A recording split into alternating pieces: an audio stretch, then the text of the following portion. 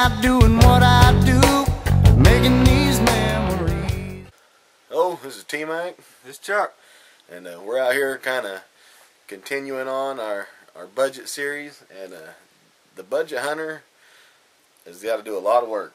That's right, a lot of work.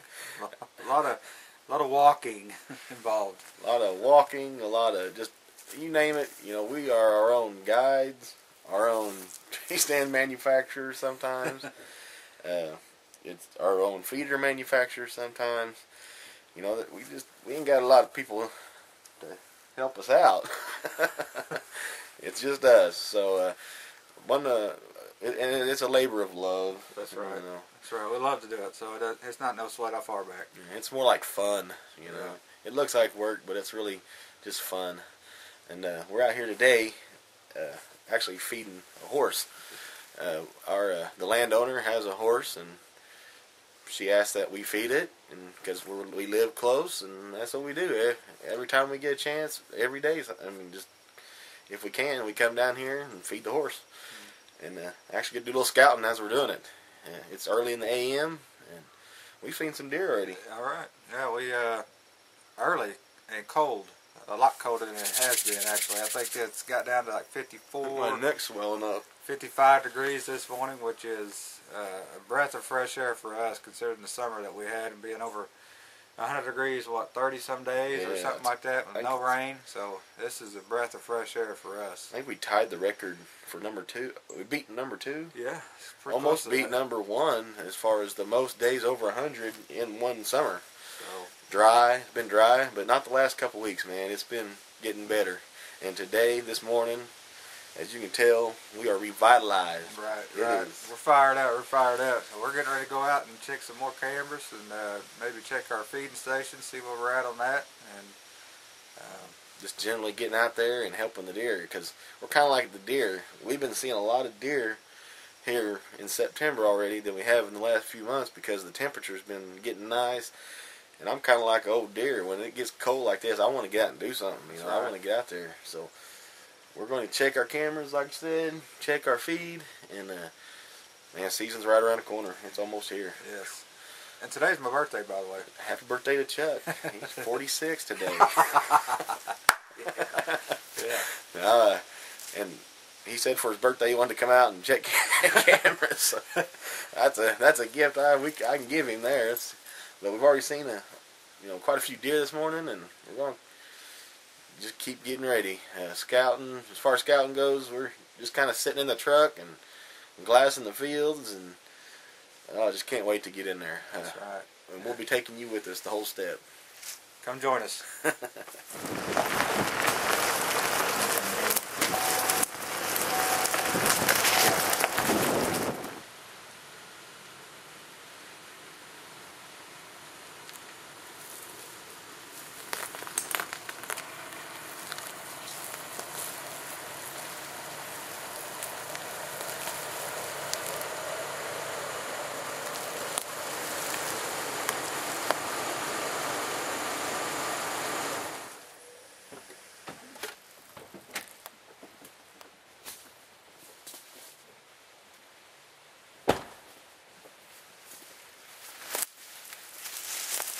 Alright, so coming over here to one of our feeding sites, and we're not too far off the road.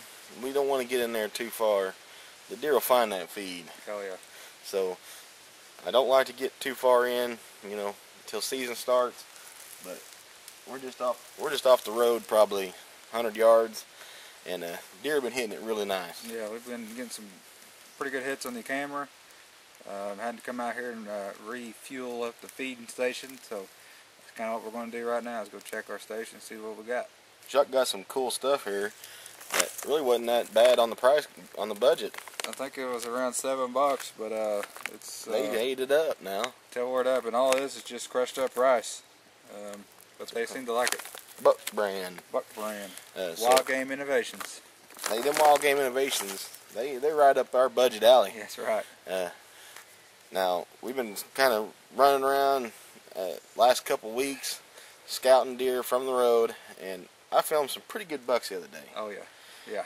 And they were running. We won't get into that, why they were running.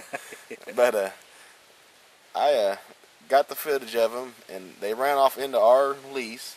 I mean, that's where they come out of our lease, and they ran into our lease. And someone was asking me the other day, like, we should get a camera in there, take some pictures, get some pictures of them. But you know what? It's too close. I know they're there now. Yeah. We know they're there. We don't have trail camera pics of them, but we know they're there. So we don't want to get in there, set up cameras just trying to get a picture of them. I want to get a picture of them on this camera with me like this.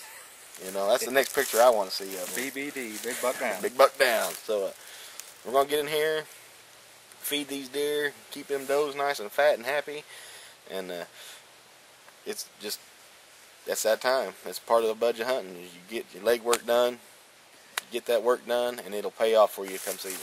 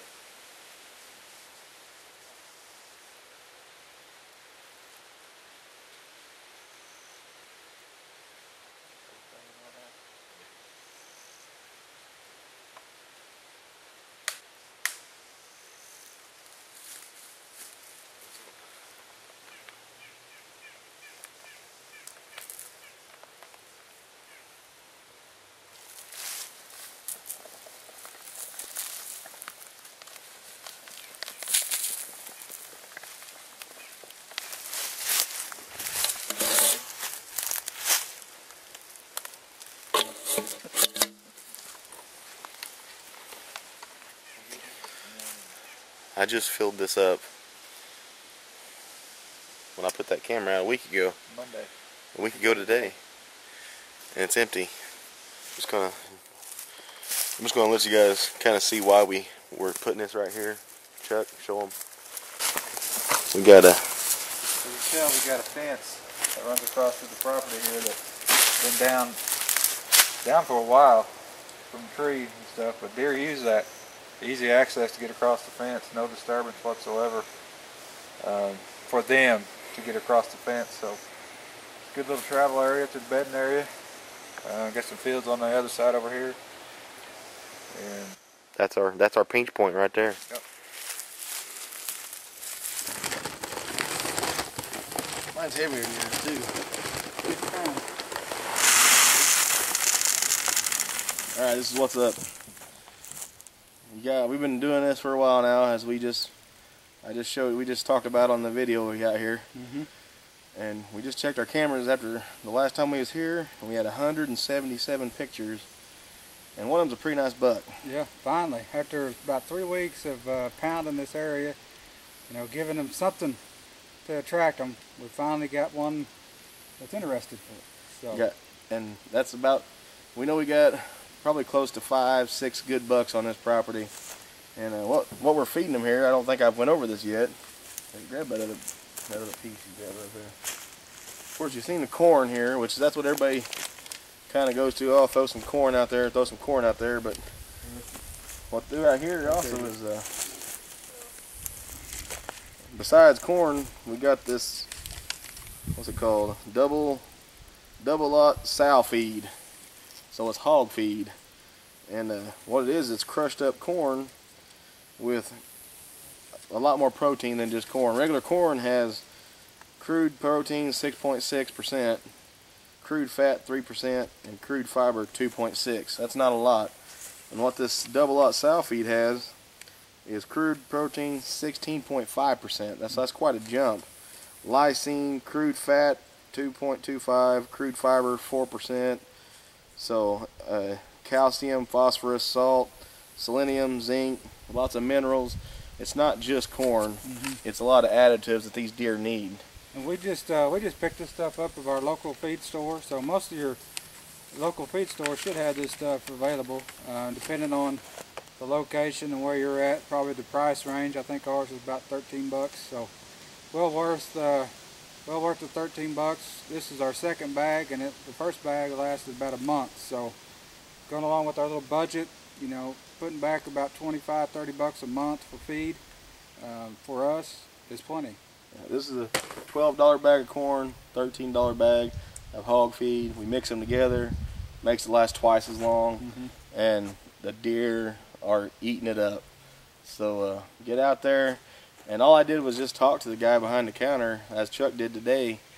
You know, hey, they don't really sell deer food, so what do you guys got? And they usually know, you know, hey, I've heard people doing good on this, and he turned me on to this sow feed, and it's really worked out good. Right. He had some other ideas there that we didn't take advantage of this time, but maybe next time we will. But your local feed guy, if he's been around long enough, he knows what's moving and what's selling for the hunters out there like us. So I encourage you to go out there to your feed store and check to see what he's got.